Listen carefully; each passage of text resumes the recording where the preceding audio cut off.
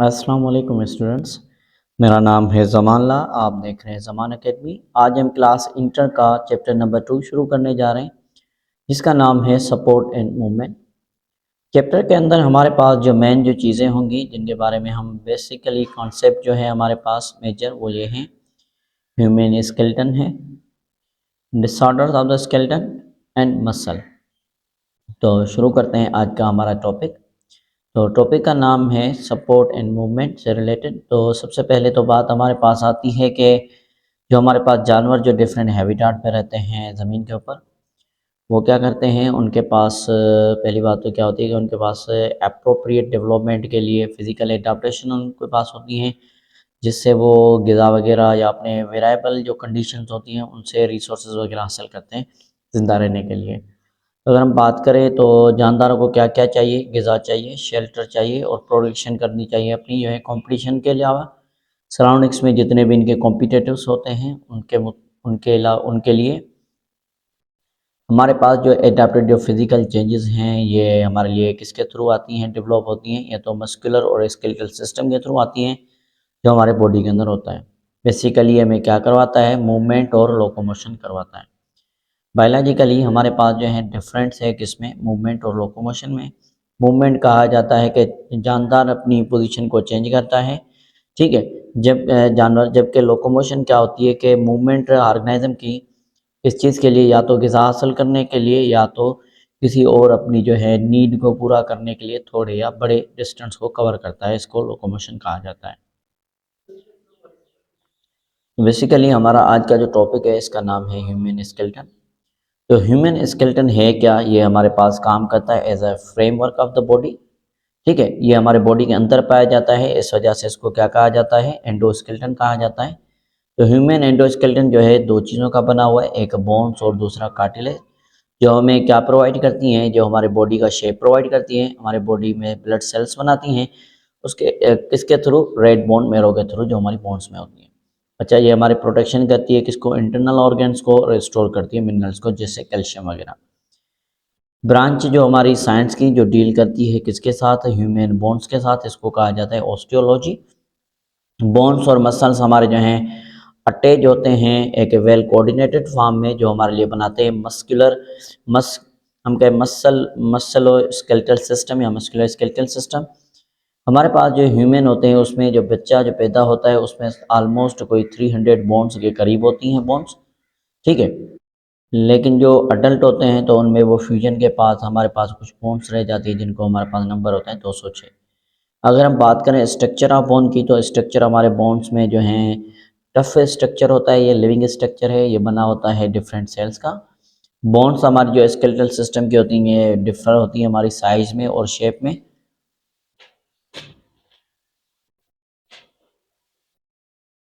Differ करती है size में और शेप में।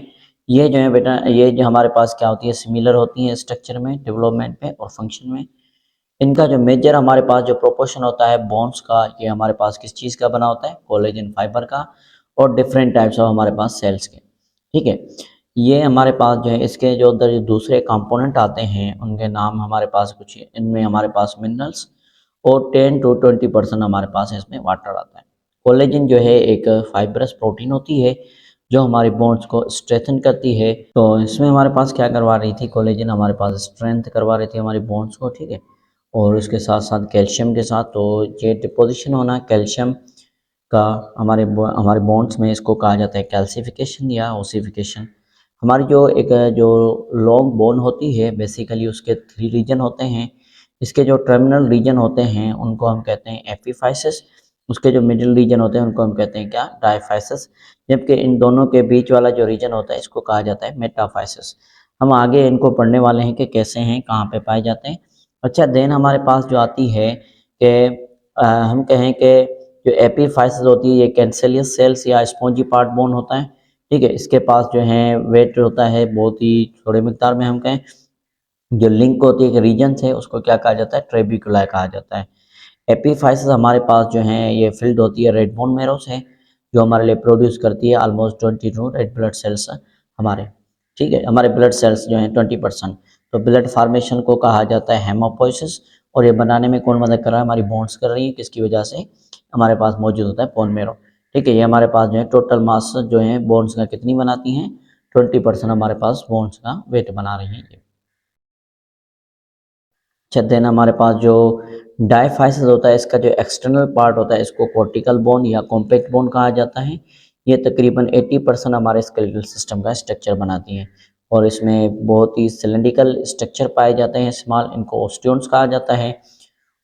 हर एक ओस्टियोन जो है बना हुआ होता है बहुत ज़्यादा लेमिला का, जो हमारी कंसंट्रेटेड लेयर होती हैं जो बनी होती है, एक ऑर्गेनिक पार्ट जिसको हम कोलेजन कहते हैं और एक इनऑर्गेनिक पार्ट जिसको हम क्या कहते हैं, हाइड्रोक्सी पेटाइट कहते हैं, जो मोस्टली हमारे पास कैल्शियम फॉस्फेट का बना हुआ होता है। इनका जो सेंटर होता है हर एक ऑस्टिन का, ये हमारे पास हेवेरियन कैनाल सिस्टम कहलाता है, जिसके अंदर ब्लड हमारे पास सप्लाई होता है, जिसमें क्या पाई जाए, ब्लड सप्लाई होता है और ये इंटरवेंशन होती है हमारे पास बोन्स की। बेसिकली इनर्वेशन कहा जाता है नर्व्स एंडिंग्स को, यहाँ पे नर्व्स वगैरह हमारी आती हैं। तो सेंट्रल पार्ट जो हमारे बोन्स का होता है इस ये कहलाता है मेडुलरी कैनाल।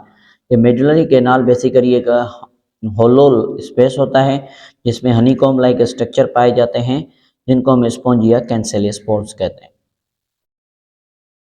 अच्छा, हम क्या कह रहे थे कि कैंसेलियस बोन या हमारे पास जो है स्पॉन्जी बोन, तो मेडुलरी कैनाल हमारे पास जो है इसमें क्या पाए जाते हैं, बोन मेरो पाया जाता है, जो हमारे लिए साइट है किस चीज़ के लिए, हमारे जो है ब्लड प्रोटेक्शन के लिए।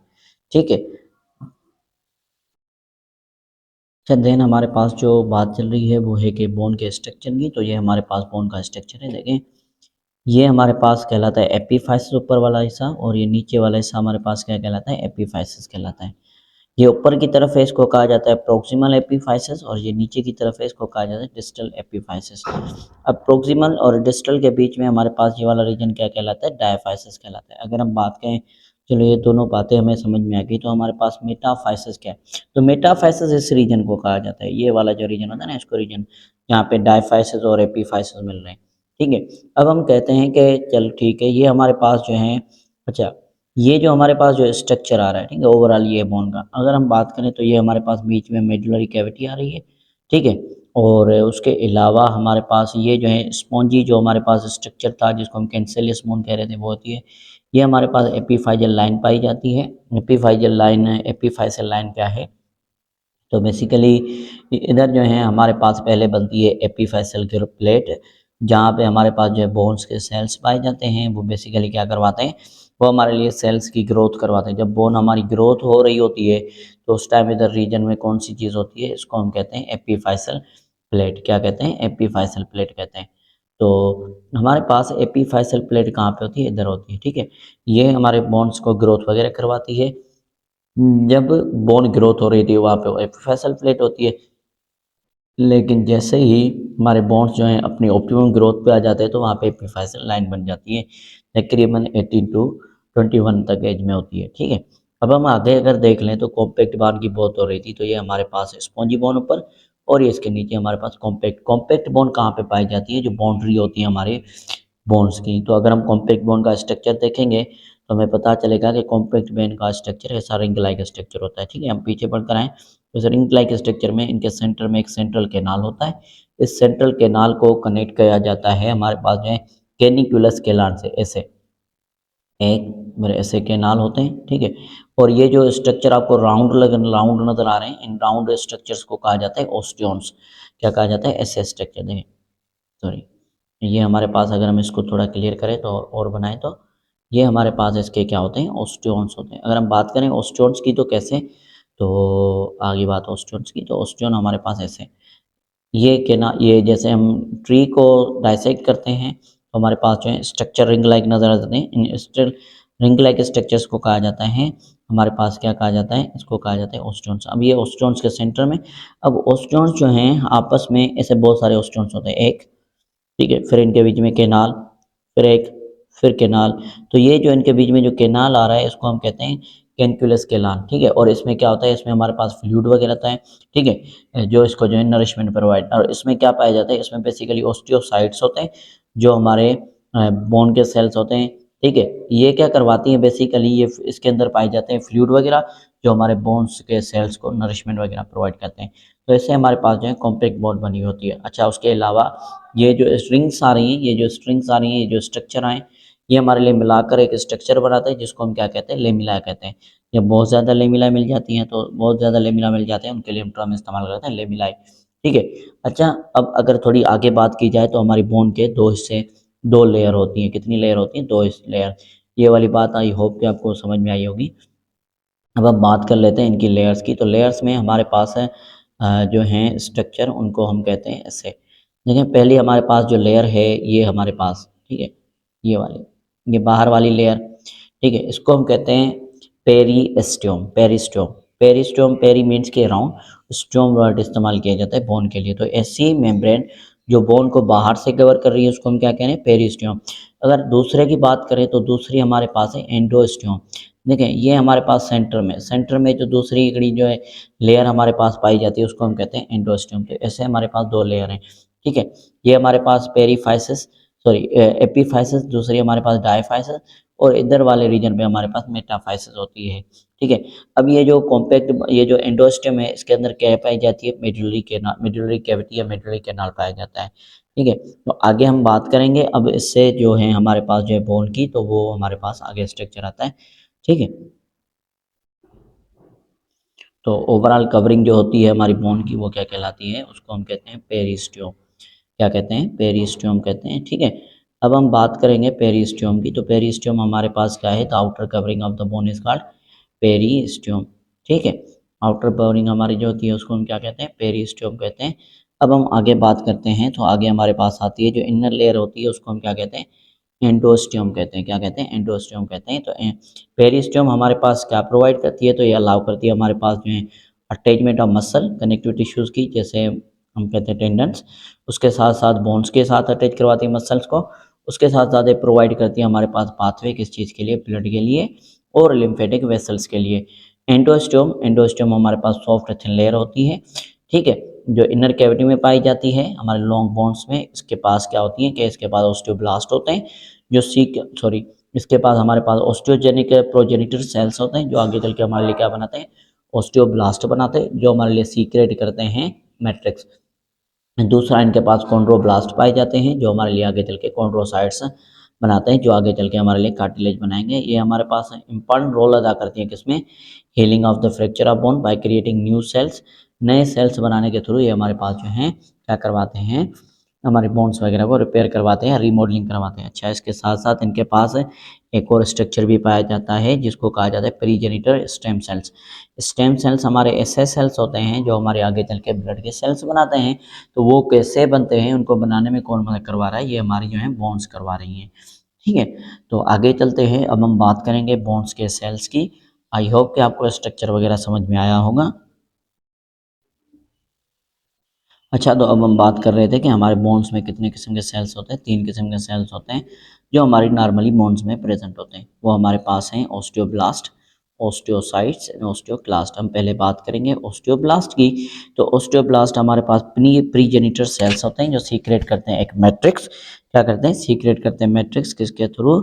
अपने अराउंड, जो हमारे लिए क्या बनाते हैं कि स्पॉन्जी बोन बनाते हैं, ठीक है, जो आगे चल के हमारे लिए क्या बनाती है? कॉम्पैक्ट बोन बनाती है, ठीक है। वह जब हमारे ऑस्टियोब्लास्ट आइसोलेटेड हो जाते हैं मैट्रिक्स से स्पेस में, तो इसके लिए हम टर्म इस्तेमाल करते हैं लेक्यूनाe, ठीक है, जो हमारे आगे चल के ऑस्टियोसाइट्स बनाते हैं। तो ऑस्टियोसाइट्स हमारे मैच्योर सेल्स होते हैं जो हमारे बोन्स को बनाते हैं। ये ऑस्टियोसाइट्स हमारे डायरेक्ट करते हैं ऑस्टियोब्लास्ट को, जो आगे चल के हमारी साइट ऑफ डैमेज के ऊपर जाएंगे और क्या करेंगे? उनको तेज करेंगे ताकि हीलिंग प्रोसेस हो हमारे किसके थ्रू? ऑस्टियोक्लास्ट के, ऑस्टियोब्लास्ट के और इसके बोन्स का, ठीक है। अब ऑस्टियोक्लास्ट क्या करते हैं? ये हमारे लिए जॉब करते हैं किसकी? ब्रेकिंग डाउन ऑफ बोन्स की। ये बोन्स को तोड़ते हैं, कैल्शियम डिपोजिशन, जो हमारे जो कंपोजिट जो मटेरियल होता है बोन का। ऑस्टियोसाइट जो हैं ये हमारे फेगोसाइटोसाइट्स भी होते हैं। ये बोन को क्या मैट्रिक्स जो होता है उसको रिमूव करते हैं हमारे ऑस्टियोब्लास्ट से। ऑस्टियोब्लास्ट रिमूव करते हैं, क्या करते हैं? Matrix removed. ऑस्टियोब्लास्ट हमारे क्या करते हैं? रीफॉर्म करते हैं न्यूबोन को, न्यूबॉर्न मटेरियल को। ये हमारे पास हेल्प आउट करवाता है किसको? डीमिनरलाइजेशन को और रिपेयर ऑफ द बोन्स को। तो इधर हमारा तो इधर हमारा जो है आज का टॉपिक कंप्लीट होता है। तो इंशाल्लाह मिलते हैं नेक्स्ट टॉपिक में, जो हमारा टॉपिक होगा कार्टिलेज का। तो आई होप कि आपको ये टॉपिक अच्छे से समझ में आया होगा। तो इंशाल्लाह मिलते हैं नेक्स्ट टॉपिक में, तब तक के लिए अल्लाह हाफ़िज़।